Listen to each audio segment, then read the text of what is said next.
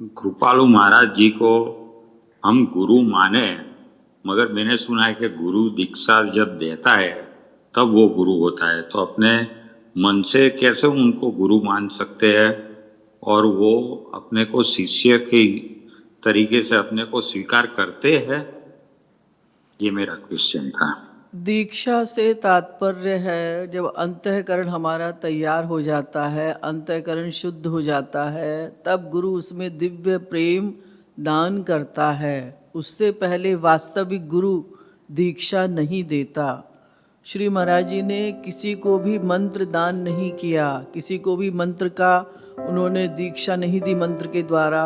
उनका जो मंत्र है वो तो सर्वत्र विदित है, राधे नाम का ही हमें जप करना है।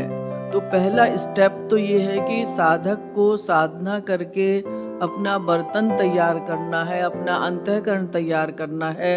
आपने घर में सारी फिटिंग कर ली, उसके बाद में आप पावर हाउस में जाते हैं कि कनेक्शन कर दीजिएगा। अगर आपने कोई फिटिंग नहीं की, कोई वायरिंग नहीं की, कोई तार वगैरह कुछ नहीं लगाए या ट्यूब नहीं लगाई, पंखे नहीं लगाए और जाके पावर हाउस में आप कहें कि हमें कनेक्शन दे दीजिए, तो कहेंगे तुम्हारे खोपड़े में दे दूं क्या, जब तुमने कुछ किया ही नहीं तैयारी। तो ऐसे ही जो साधना की परिपाटी है, जो हमारा आध्यात्मिक यात्रा है, सर्वप्रथम हमें साधना के द्वारा जो महाराज जी ने अनेक प्रकार से हमें बताई है और आज भी उनके द्वारा हमें उपलब्ध है, उनकी ही वाणी में, उनकी वाणी उनका ही स्वरूप है, उनके ग्रंथ उन्हीं का स्वरूप है। वो असंख्य प्रवचनों के रूप में, असंख्य संकीर्तनों के रूप में आज हमारे पास विद्यमान है। ये एक महाराज जी का ऐसा अवतार हुआ है कि वो सनातन गुरु हैं। आज भी वो हमारे हृदय में प्रतिष्ठित होकर हमारा मार्गदर्शन करेंगे। ये हमारे ऊपर निर्भर करता है कि हम कितना विश्वास उनके ऊपर करते हैं कि वो हमें देख रहे हैं। आज भी वो हमारे ऊपर कृपा कर रहे हैं। उनकी कृपा की वर्षा तो हो ही रही है, हमारा कृपा का बर्तन तैयार नहीं है।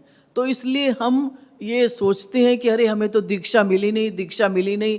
दीक्षा से तो मतलब है हम पहले साधना करें, पहला स्टेप ही हमने अभी नहीं किया। तो जो साधना के अनेक उपाय श्री महाराज जी ने बताए और साधना का जो स्वरूप बताया, श्रवण कीर्तन स्मरण, हम पहले उसके द्वारा अपना अंतःकरण तैयार करें तो वो अपने आप किसी न किसी रूप में आकर हमें प्रेम प्रदान करेंगे। वो वास्तविक दीक्षा है। तो ये डाउट ना हो कि हम उनको गुरु नहीं मान सकते, अवश्य मान सकते हैं और मानना चाहिए। ये हमारे ऊपर निर्भर करता है, हमारी शरणागति के अनुसार वो हमारे योगक्षेम वहन करेंगे। उन्होंने बाकायदा राइटिंग में दिया है, लेटर लिखा है एक साधक को कि लीला संवरण की बात कभी मत सोचना, मैं अपने शरणागत जीवों के पास सदैव रहूंगा, सदा तुम्हारा सहायक। ये उनके अनेक जो संदेश हैं उसमें उन्होंने लिखा हुआ है।